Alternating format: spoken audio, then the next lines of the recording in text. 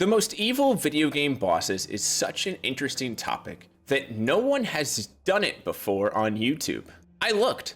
Sure, there's most evil gaming villains or most evil heroes, but there isn't a single video that narrows it down to just bosses, people you as the player fight. As someone who has been playing video games since the early 90s, I've had a lot of experience in different games, but I have not played everything ever known to man. I know, shocking. How dare I? You guys expected better than me, and I apologize for that. So if there is a boss you find extra evil that was not mentioned in this video, feel free to let me know in the comments and I may make a part 2 later. I had a hard time narrowing down which bosses would make the cut for this video. There was even one I wanted to put in the video, but ultimately after some talk with myself and one of my Discord mods, I decided it didn't classify as a boss as you don't do anything directly to defeat them. So if you're looking from AM from I have no mouth and I must scream, I'm here to let you know they are not in this video. We can all agree they are super evil, maybe even one of the most evil villains ever created, but not a boss. And to be honest, I also kind of wanted to stay away from games that were adapted from other works, as this game is adapted from a short story from the 60s. Because if I included a game based on a short story, next thing you know, I have to include the Joker from the Arkham games, and it just gets kind of messy. So this video is pure gaming, pure evil bosses. As there were so many evil bosses, I would like to throw out some honorable mentions. I really wanted to include Stefano from Evil Within 2. This guy is kind of messed up. A serial killer that targeted fashion models, displaying their broken bodies like art. Then gaining powers inside Union to make his killing art even more effective, trapping his victims in a death loop so that the only time they are alive is when they have to relive their brutal final moments before dying again. He even experimented on women and transformed them into monsters we have to fight later.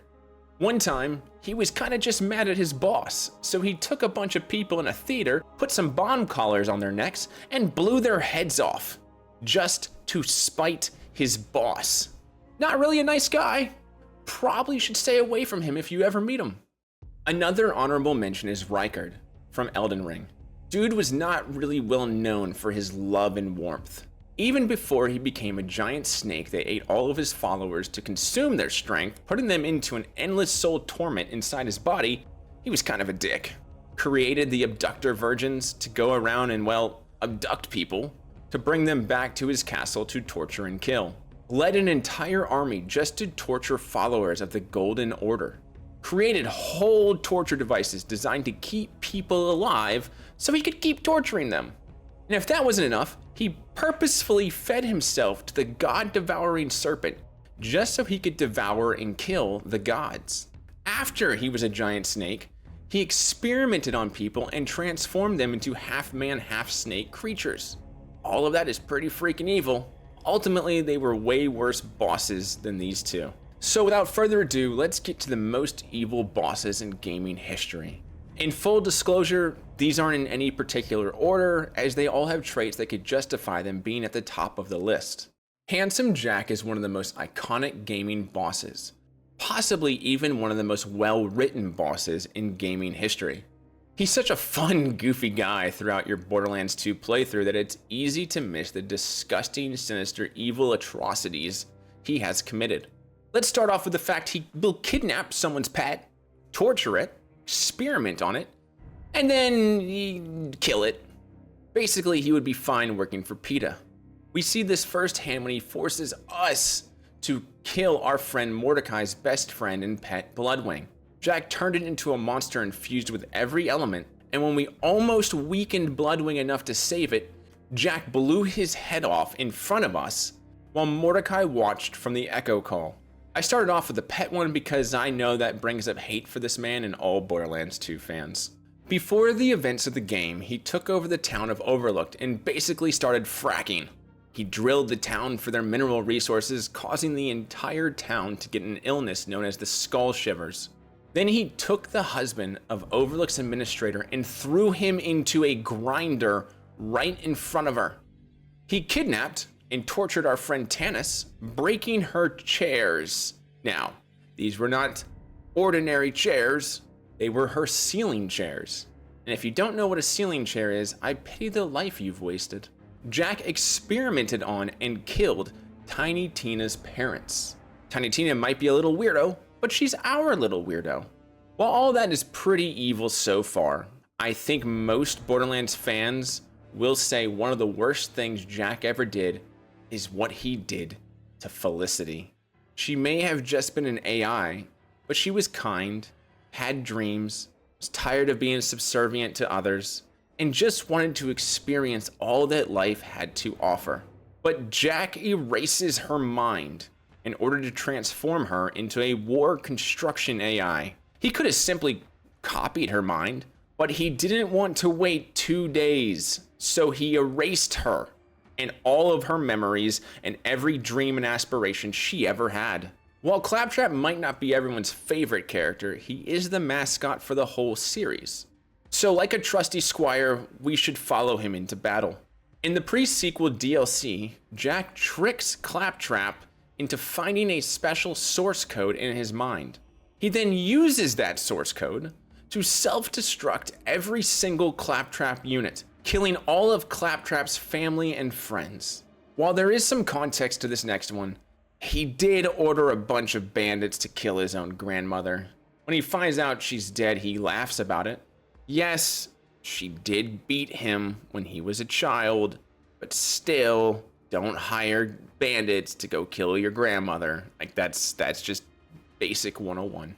While not technically him, if you played Tales of the Borderlands, his AI wants to kill everyone on Pandora so he can then upload himself into everyone and become everyone. Basically turning all the humans, all the beings on Pandora into flesh bots. And since the AI was just a copy of Jack's mind and personality, it's safe to say real Jack would probably have approved. He did some other little evil things like strangling his own boss, blew up Moxie's Underdome because he thought she was cheating on him when she didn't, threw his allies who just helped him out an airlock into space because he felt maybe one day they might betray him, created a giant moon laser to mass kill millions on a planet below, mocked a disfigured woman for being disfigured, and that her husband was dead. Unleashed a godlike being simply because he wanted to kill everyone on the planet with fire. He's one of the most evil bosses in all of gaming. But even after all of that, what takes the cake and really pushed his evil over the edge is what he did to Angel, his own daughter. He locked her up her entire life, strapping her to a machine using her siren power to manipulate and take control of the whole planet. And at the end of the day, he died thinking he was the hero and did nothing wrong. In full disclosure, I have just recently started playing Undertale. That's right, I have never played it and basically knew nothing about it before researching for this video. I am, however, playing through on my Twitch and doing some incredible voice acting, I must say. I am still making my way through Undertale, but man, Flowey has to be one of the most sadistic, evil gaming bosses I've ever seen. This stupid little cutesy flower is so evil simply because it's bored. That's it. It's just bored. This guy loves killing so much. He turns back time just so he can kill everyone again in a different way. Imagine loving something so much, let's say wearing socks with sandals, that you turn back time just so you can experience it again, but slightly different. That's this guy with murder. In fact, when the player dies, the canon reason you come back is because he wants to kill you and watch you die again. While we never see it, he does say he's done everything, implying he's killed his own mother countless times. At one point, he wants you to kill his own father, who is also your adoptive father. If you try not to kill anyone and go a pacifist run, Flowey gets mad and resets time, so you have to do everything all over again and actually kill people this time. If you go for an evil run, the genocide run of the game, and kill everyone, he is so happy that he actually joins in to help you kill people. This is by far the worst plant in all of gaming history and maybe human history. I personally already hate flowers due to seasonal allergies, but this flower takes the cake. Rhulk from Destiny 2 is one of the most evil bosses, but a lot of players don't even know it. Most of his story is hidden away in written lore and not really shown in game. When Rhulk was a child, he grabbed another child's furry pet, toyed with it for a little bit in his hands, before slowly ripping the skin off of it right in front of the crying child. When he grew up, he ripped his own mother's skin, and then beheaded his father. His reasoning was they betrayed him because, well, they were scared of him. They knew he was a monster even at an early age. He then turned a machine that drew power from one of his planet's two suns and reversed it, blowing up the sun and killing everything left alive on his planet, making his home planet inhospitable. But he liked this planet-killing machine so much that he took it with him in his spaceship, and he would use it to destroy many worlds, killing hundreds of billions of living things. He would later enslave a worm god mother, kidnapping her, forcing her to power his world-ending machine, draining her power. He also used the mother worm as a perpetual baby-making factory by cutting off chunks of her body that would form into worm larvae he used to enslave another race. He took the larva and tricked a weak race called the krill into allowing the worm larva to live inside them, giving them powers, but ultimately enslaving them. If they didn't keep their worm fed with killing, the worm larva would eat them alive from the inside out. This race became the Hive and would go on to commit genocide for millions and millions and hundreds of millions of years across the universe. Rhulk directly caused trillions upon trillions, hundreds of trillions of living creatures in every corner of the universe to be wiped out. Due to his arrogance, he wanted to prove that he was as powerful and important as his master, the Witness, so he went to a planet and spent millions of years manipulating them, helping cause their own destruction, simply because he wanted to see if he could create someone just like him. His entire motivation for all of this, everything he ever did, was the belief that he was better than everyone else. Every single creature in the entire universe was beneath him. Like I've been telling Destiny players for years, just because something is tall and has long legs doesn't mean they are marriage material. Monika might not be what some would consider a typical boss. There's no battle, there's no weapons, just talking. I still consider her a boss because you have to defeat her to get out of her game. It's just with words, not with swords and fists. And no matter how you try and defend her, Monika is evil. I've been seeing people defending her in my Discord community when I told everyone I was making this video. Just because she's anime cute doesn't mean she's not evil. In fact, I may put her towards the top of my personal list. And if you met someone like this, I don't care if she was the hottest girl at your school, your college, I don't care. Like if she was the most beautiful thing you've ever seen. There's nothing you can do to defend her after what you hear. Monika knew her friend Yuri was a very obsessive person and had self-harming tendencies, and still manipulated her to become overwhelmingly obsessive until she ended up stabbing herself in the heart right in front of the player. She then forced the player to sit in a small room with Yuri's bleeding, dead body for several days. Monika knew her friend Natsuki had an abusive father and suffered from an eating disorder, manipulated her to become hostile, which resulted in her dad beating her repeatedly and until she just kind of stopped eating altogether. Monika then simply erased her from existence. After manipulating her friends to killing themselves and deleting her last friend from the world, she traps the player in a room forever with just you and her. She did all of this because she suffered from severe psychosis and doesn't believe anyone but you and her are real people. While Monika may not be quote unquote evil in the sense she killed millions of people or genocided her way across the solar system, she is extremely evil in how she manipulated her friends to death. She may be small scale evil, but she's still incredibly evil. I would even go as far as saying the depth of her evil eclipses that of other bosses, even without the large scale feats. Souls games have a lot of evil characters.